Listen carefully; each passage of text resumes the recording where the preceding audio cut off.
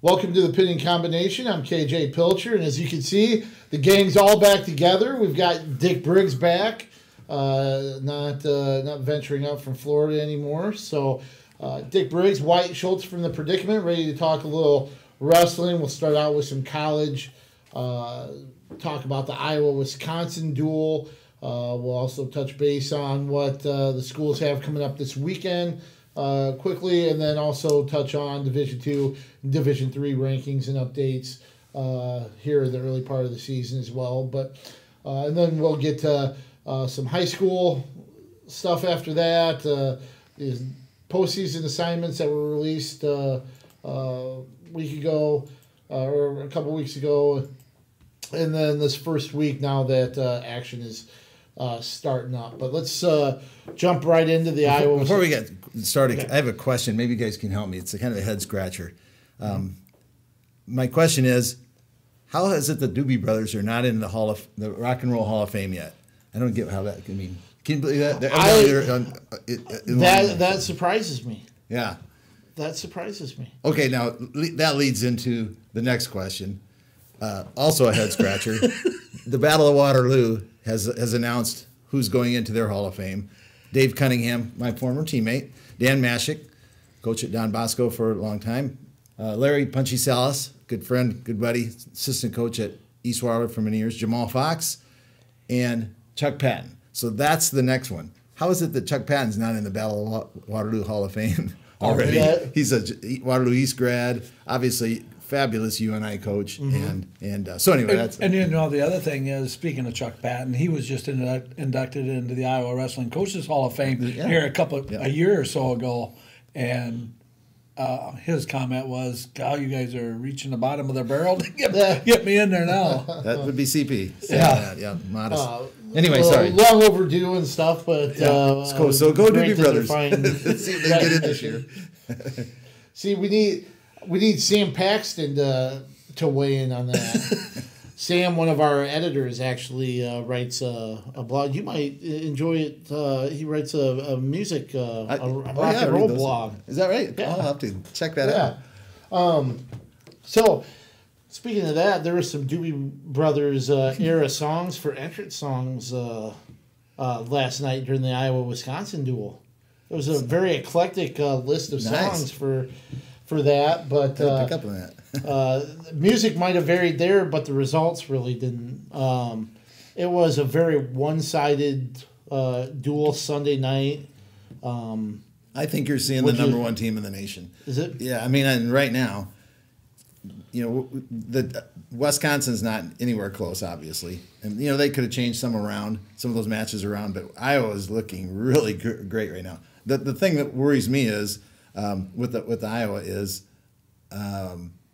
Spencer Lee had a big brace on his knee. Who had the brace on their shoulder? Marin, and then a brace at was it someone else? Marinelli at 65. Yeah. So it's my reason for bringing that up is maybe the only thing that can beat them right now is injuries or something like that. So because they look great, man. Oh, geez, very good. Yeah, well, with DeSanto, I mean, up and down that lineup, and Wisconsin is not a bad team. No, it's just number 6 coming in. I mean, they got some good kids that they could very well finish in the top 5, but the head-to-head matchups they didn't. You know, they just couldn't win. It just seemed like those close matches all went Iowa's way, and. Spencer Lee, that was kind of maybe a given. You kind of take that for granted a little bit. But at 133, that was the one that kind of set the tone where DeSanto defeated, it'd be actually 2018 NCAA champion Seth Gross, top ranked at 133, 6-2. 3 takedowns to 0 there. He looked sharp with his attacks. He did. His takedowns were just quick, made the corners, and there was no. I don't know if there was any scrambles in any of those takedowns. Yeah, one. Yeah, but there was. But they're so good. In the scramble, there was a bit of a scramble early on when Gross got in and up, and and kind of so it was scrambled. And I honestly think that took a lot out of Gross. It just looked like to me. I thought he looked like after that. Was there one or two? Two, I thought. Two attempts. Yeah, two attempts, and then it was nothing. He couldn't even get close. To a leg or whatever. But that credit to DeSanto for being aggressive and taking it to him and turning the corner and really just putting the combinations together. Yeah, because and you touched on something that Chris Bono touched on after the duel that first attempt when he got that low single where he was in on the ankle and couldn't finish that. That was a big turning point because right, and then the stalemate, didn't it? Yeah. After a long scramble, Yep. right? Mm-hmm. And you talk about being able to fend that off and then being able to finish. How much is confidence really? I mean, you could just see that the confidence kind of grow for DeSanto where Seth just didn't have anything. And I don't know if it's a factor or not. Maybe it's just his style. With Gross looked a little tired early on in the match, or maybe it's just his upright stance and style. I don't know. But it's like DeSanto was able to get to his legs quite easily, and I don't know if it's with Gross doing a lot of freestyle lately, and see, and that's something that could come into the fact, weight cut and kind of managing that a little bit. Where he's at as far as stamina wise or strength. Right, and I say freestyle because in freestyle you let guys attack your legs because you can score pretty big off that. Mm-hmm. Not so much in folk style. So that going back and forth, maybe that was a factor. I don't know. So, I mean, you guys obviously know that. So, one of the things too. I mean, it just kind of seemed like that was a big spark for the team. Murin won a close match at 41. Lugo probably a little bit closer than I thought it would. Mine too. But that credit Lugo for that. Mm-hmm. Good credit or bad credit, right? Yeah. He got the lead and then kind of camped out, in my opinion. So I don't think coaches are probably very excited about that. So I'm guessing there was a conversation to try and keep the pedal to the metal. Yep. And one of the other marquee matchups, obviously, at 165 with Marinelli and Wick. Last year they wrestled 3 times. Marinelli won all 3, but it was only by a total of 4 points, and we saw another close one. Tied 2-2. I think they wrestled 4 times. Didn't Wick win one last year? No, that was in the NCAA championships the year before, was it? Okay. Yeah. Okay. Wick won that one in the NCAA. I think it was at Conci semis, and then they wrestled 3 times last year. The dual Midlands and Big Tens, I think, and Marinelli won all 3. But for a 4-2 match, that was a great match. Yeah. I mean, it wasn't like it was pushing around a 4-2 match. There was a lot of action in that. Agreed. His power. I did something leading into the duel that, he's been saddled, pun intended, with the nickname of Bull. It's something that it's just, I don't know if there's anybody with a more fitting nickname, given his power and his almost desire to, be in close proximity, kind of wrestle in a closet, I guess. And it kind of made sense when Wick was getting bloody noses at the end. There was to me the Bull showing through. Yeah. Well, he is so physical. Right, and I don't know if you guys were able to watch the Alex and Eli. I show. saw a preview of it. So I believe he's been the Bull when he was at a young age before he got to Iowa. So and you can tell why. It was funny talking to him last week. He talked about when he was little, and he remembered, kids would spit on him during matches. It was like, he would just push him around and bully him on the mat that they had no recourse. At 4 years old, all you could do at that point would be bite, spit, or whatever.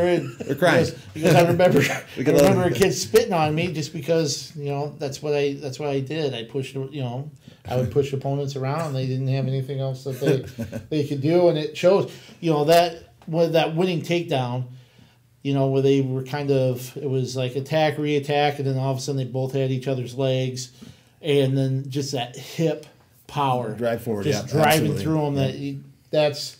That's where it comes into play, and a big win for him. The other really huge win came at heavyweight. Mm-hmm. Tony Cassiope beating number 3 Trent Hilger 3-2, getting an early takedown off his own shot. I mean, I still had some question mark. I know Cassiope there's a lot of expectations with him. He doesn't wrestle like a typical heavyweight, but sometimes, there's a physical maturity difference with some older heavyweights, younger heavyweights. I just kind of wondered how it would come out. Boy, he looked good. In his takedown, he did look good, but then he shut down. Yeah. That's the other match where he shut down. Obviously, he's wrestling a great ranked wrestler, so a great wrestler, and he hasn't been on the mat in that setting before. What was the attendance? 10-6. 10-6. I just knew it was going to be at least 10. It looked like it was a great turnout. Anyway, then again, I think the coaches probably want him to, but he's basically young. It was redshirt freshman, or I don't know what Hilger weighs. To me, he looks like that 230 pound. Right. But and you don't see a heavyweight throwing the legs very often either. Which he did on Cassiope. Unless you're a Greenlee. Yeah, unless you're Greenlee. But I say very often. But and also, to me, I don't know where Hilger fits in now. Is he in that top wait 8? And see. Yeah. That's gonna. But that was one of the matches. Those 3 matches were the ones I was really interested in. Was 33-65 and the heavyweight. And more so to see where Cassiope was at. Right. And I was almost as curious to see what the lineup was going to be for both of them, actually. To see if everyone was going to bring out their big guns. And I think we've probably seen maybe 1 or 2 weights that might still be in question. That's probably their Iowa strongest lineup, certainly at this juncture of the season, I guess. It'll be interesting. You mentioned a couple of those weights. Max Murin made his dual debut this season, as did Cash Wilkie. Wilkie got the opening takedown against Johnny Sebastian, but Sebastian ended up winning in sudden victory too. Maybe 41 is a little bit of a question mark there. I still think maybe Murin is the number 1 guy. It almost looks like Turk might be, kind of a 49-pounder now. But at 84. That's the one that I was thinking. It still might be a question mark. What are you going to do there with Nelson Brands and Cash Wilkie? And we don't know how they do in the room. It might be that Cash beats Nelson. And well, you know how I feel about those anyway. I wasn't saying wrestle us. I was just saying in the room. But anyway, yeah, I do know how you feel. So, but anyway, beats him in the room, or maybe vice versa. And now they're going to see who performs, out on the mat, So I got to believe that Cash is still wrestling for his position. Mm-hmm. So I would agree with that too, and I wouldn't be surprised, and maybe you would, at Midlands maybe where they'll make that decision. I think up till that point, the final decision. And then after Midlands, you kind of have to get your lineup set. It didn't last year though. Didn't they go kind of late and have a couple of wrestle-offs, as I recall? I think so. I think it was due more to injury than anything, but. But it's going to be interesting because you almost have 2 different approaches on the mat where you have Nelson Brands that is somebody that action is constant, and I think it's looking at somebody that is willing to take a shot, and even if he gives up a takedown, realizes escape and the takedown, I've got the lead again. And somebody like Wilkie that I think you saw a little bit last night, he got 1 takedown at the beginning, even though he's so athletic. That's what's frustrating about it. He got that first takedown and then just kind of dialed it back the rest of the time, and Sebastian was the aggressor. Yep. You know, So But- Wilkie's got the lead, and I'm going to protect it. Yep. Type Russell.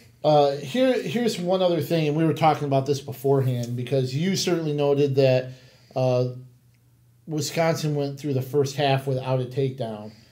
The takedown advantage was 22-3 in favor of Iowa, but the fact that they went through over 6 matches, I think I had it counted at 41 minutes and 23 seconds of match time, that Iowa did not give up a takedown. yeah, wow. You know, That's impressive. When you look at the 22, and it's not really okay. That's not overwhelming. 22 is decent, but the fact that you had at least 4 ranked wrestlers, a couple All-Americans, a national champ in that stretch where you did not give up a single takedown.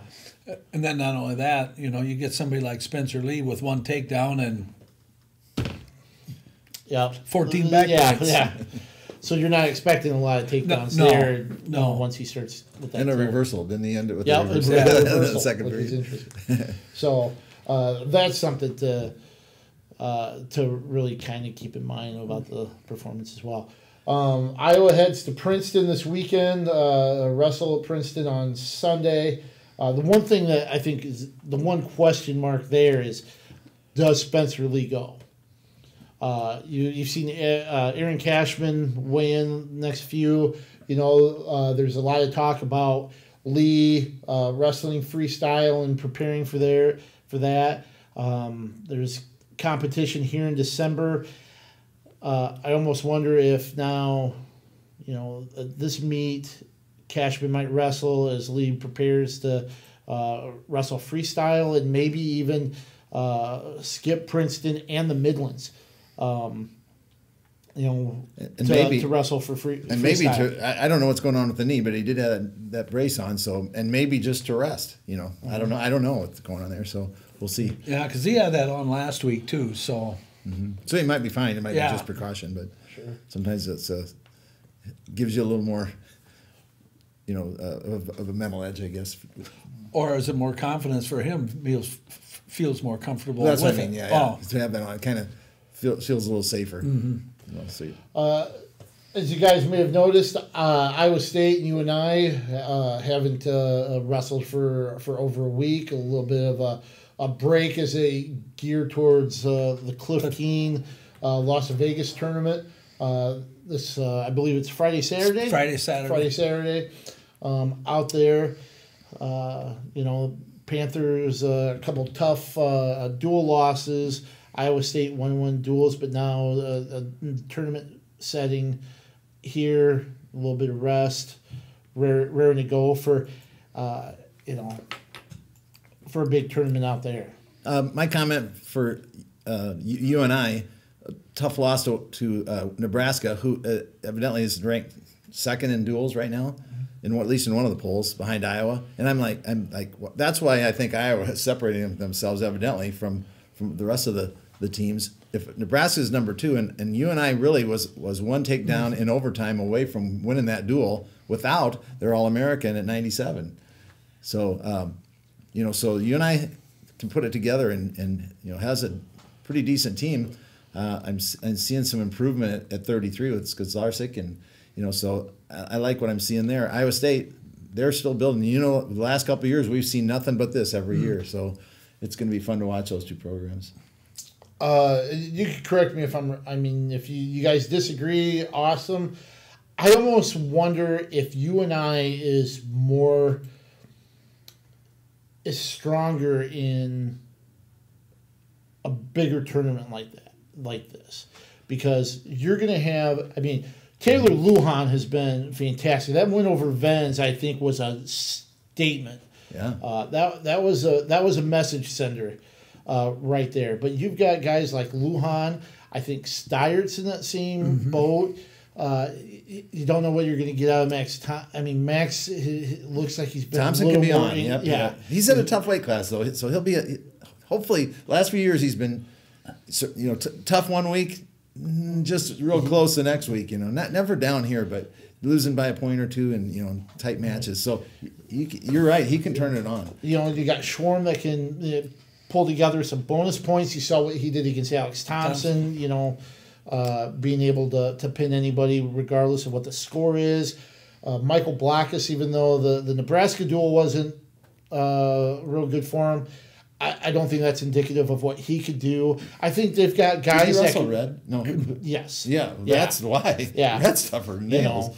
Blackus, we're going to have fun watching him. I think so. And even with Holschlag not in the lineup, which that's one other thing I wanted to point out, that last week during the weekly press conference, Schwab said Holschlag will likely return this year, which is a good sign. Yeah. Just not sure when. It could be somebody that maybe doesn't kind of pop back into place until Till it's time. till the Big 12s or one of the last duels leading up to it.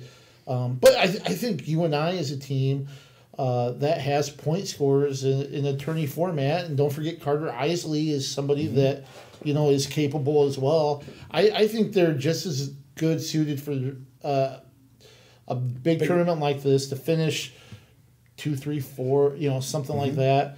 Iowa State, certainly, David Carr, It'll be fun to watch him, that's for sure. That Carr clan, man, those guys, all through the years they've been so fun to watch. Gosh, what a great family. So this is a really good test for that. Colbray bouncing back after that kind of disappointing loss. Dagan. You've got Dagan and Parker. Iowa State can, and Mackel. Don't forget Mackel. Right, because absolutely. you can't take into consideration what Lee did to him, because Spencer is just Lee does that with everybody. Right. And he's somebody that could go out to Vegas and do really, really well. So, I think UNI, Iowa State have the potential for good showings out there. What team is favored? I haven't looked at the. Have you looked at the lineup to see? I would guess probably Ohio State. Or Ohio State. Okay. Yeah. Good competition for sure.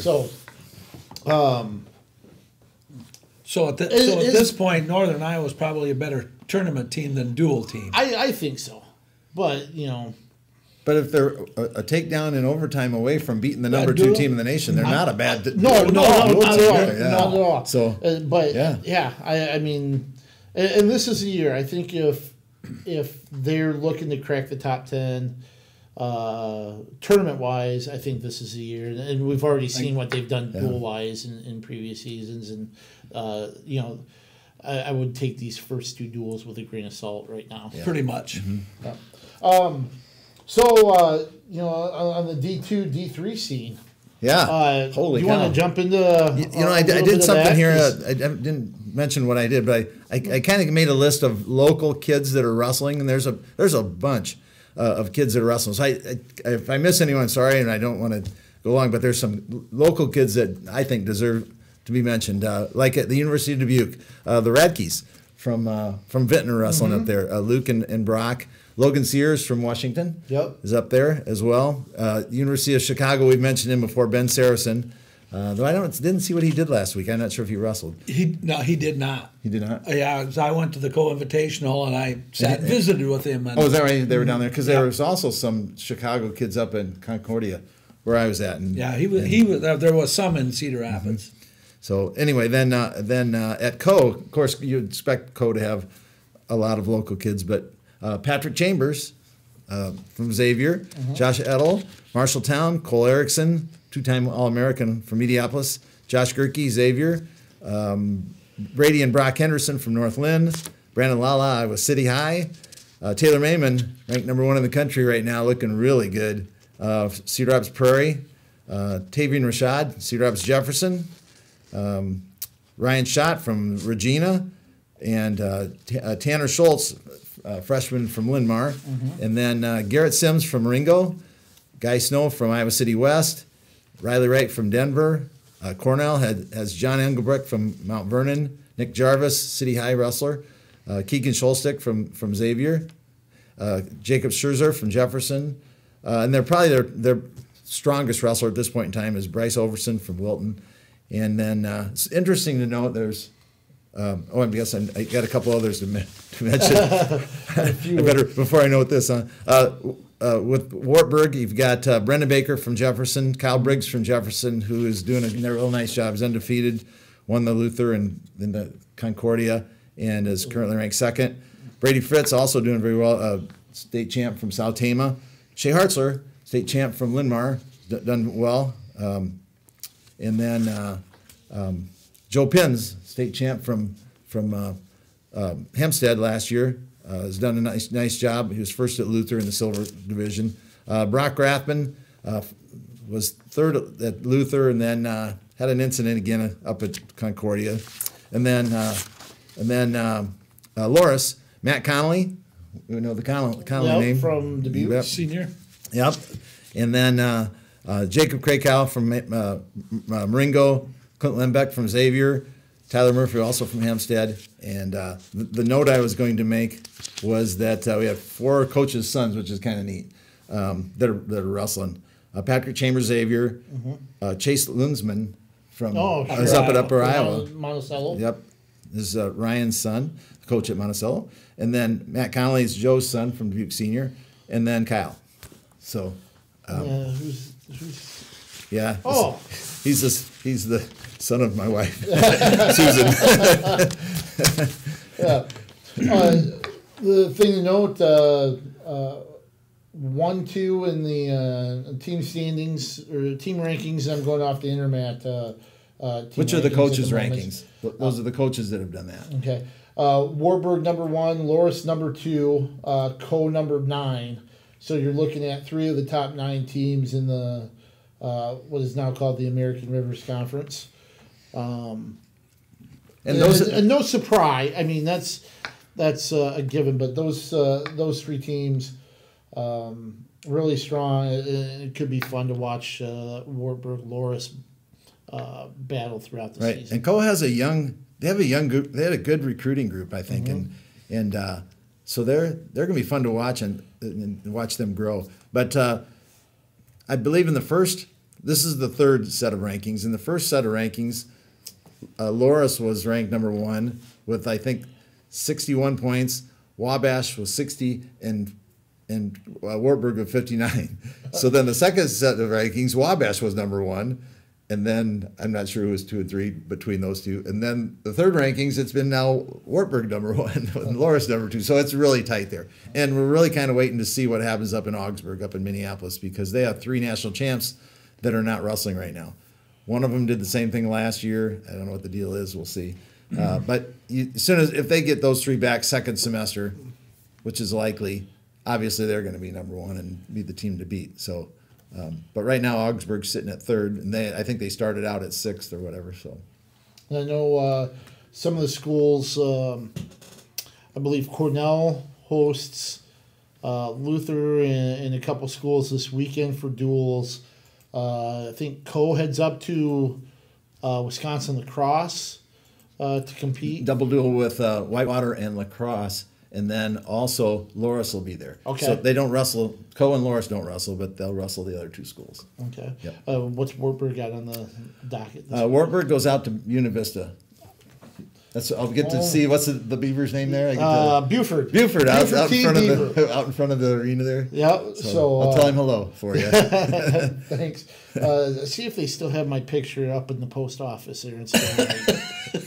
I always worry about returning just in case they still have still that. there. Yeah. So your brother's name's still in the wrestle room. Larry, All-American in '88. So enjoy the land of the Beavers. Well, I tell you what, last year it was so icy. I was just so glad to get there alive. Really, I mean, it was so slippery. I about slid off the road and was straddling the shoulder in the highway, going 20 miles an hour, so I didn't slide into the ditch. There were no other vehicles out.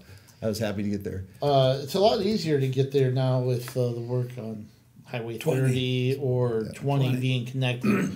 Back when I had to drive up there, it wasn't so easy, but it's cuts a lot of time. It's a lot better now. And BV was a team that has made strides under Mark Ryle. there, and actually they finished third at Wisconsin Eau Claire. Obviously, still far from the upper echelon of the top half actually of the Iowa Conference ARC, but hopefully there's some more improvement there for the Beavers. Yeah, and to set it up for this season, you were mentioning how it's going to be fun to watch it, but really it's Loras and Wartburg right now. Wartburg has won it how many years in a row? 200 and some straight conference duels. It's been since February of '94. Yeah, so a whole bunch of years in a row. They're going to be tested this year by Loras, and so that Loras meet that is February, whenever it is. Set that one on your calendar. I'll tell you in a second. It is.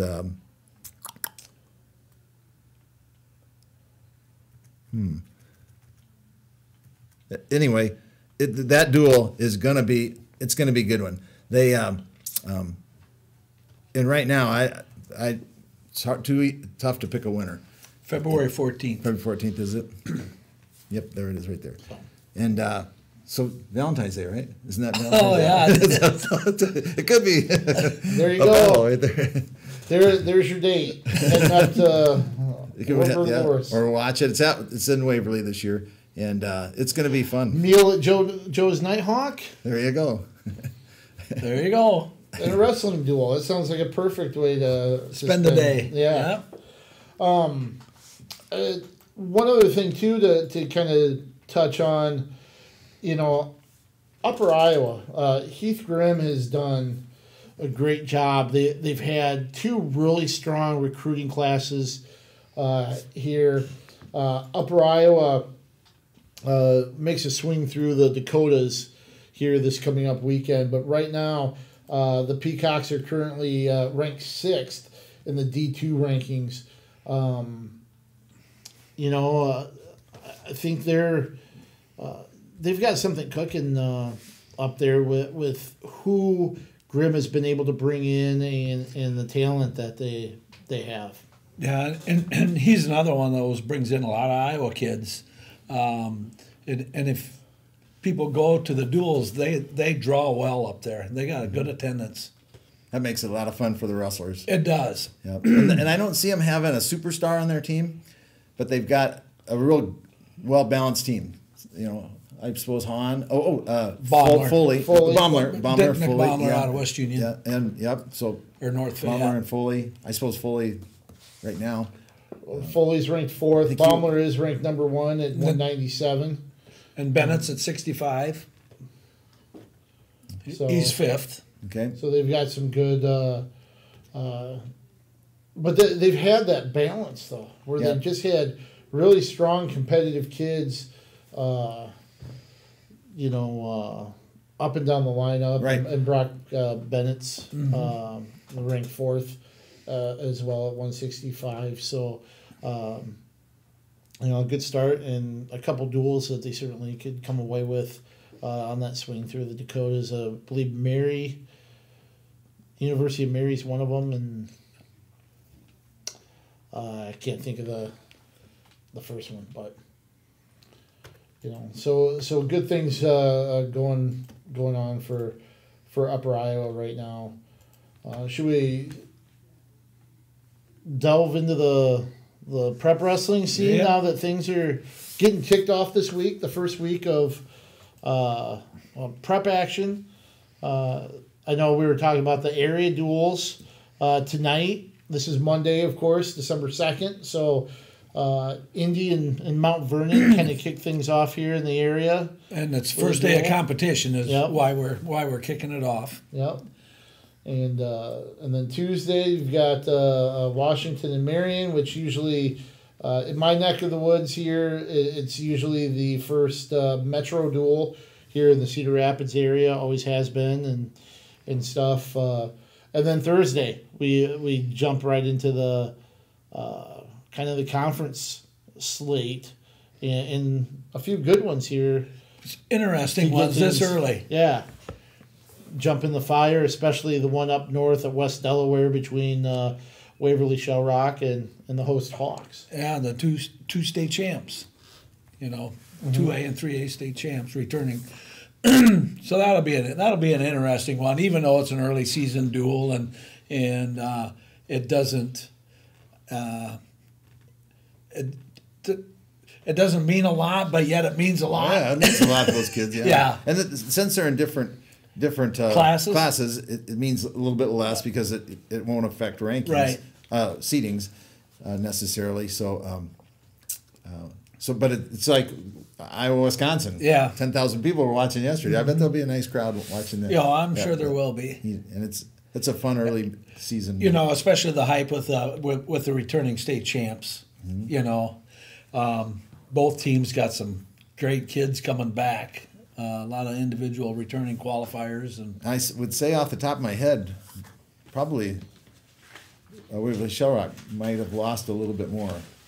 Did they have a few more seniors than West Delaware? Well, West Delaware returns all but 3 starters from last year. Obviously, those are 3 really good starters, including Mangold and Phillips. But 11 other starters are back. That's 5 state medalists from a year ago.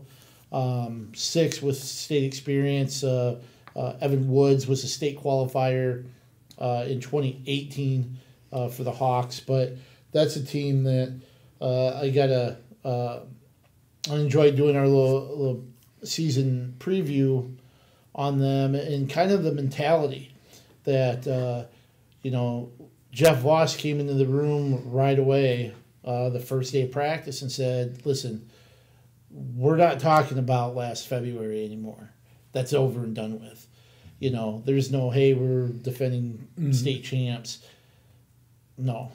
We're not even talking about winning a title in February. Right now, it's day 1. Day 2 were better than day 1. Day 3 were better than day 2. It was kind of a interesting, I think Luke Farmer was the one that put it. We have a 95-5 approach where it's 95% focus on getting better.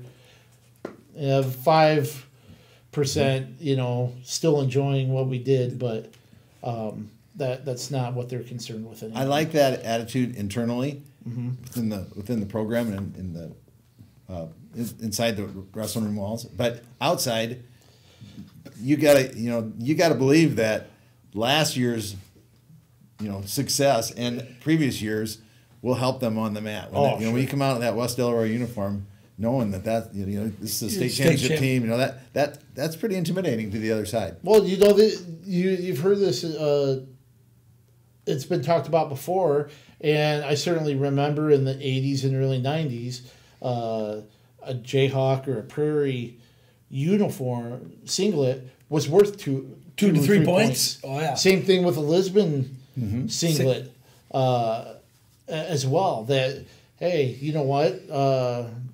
That does factor in with some opponents. I think there's truth to that. So it'll be interesting because I still think West Delaware is a team that duels are their forte. Yep. Exactly. You mentioned Mitch Mangold. I believe he's wrestling at Grandview. Okay. Is that and also Jameis Wilson from Albernette. from Albernette, he's and at Scott Grandview. Betterton, Vinton, and then also Conrad Braswell from Prairie. So Is they've at got a Grandview. few. They're at Grandview, I believe. So sorry, I forgot to mention that.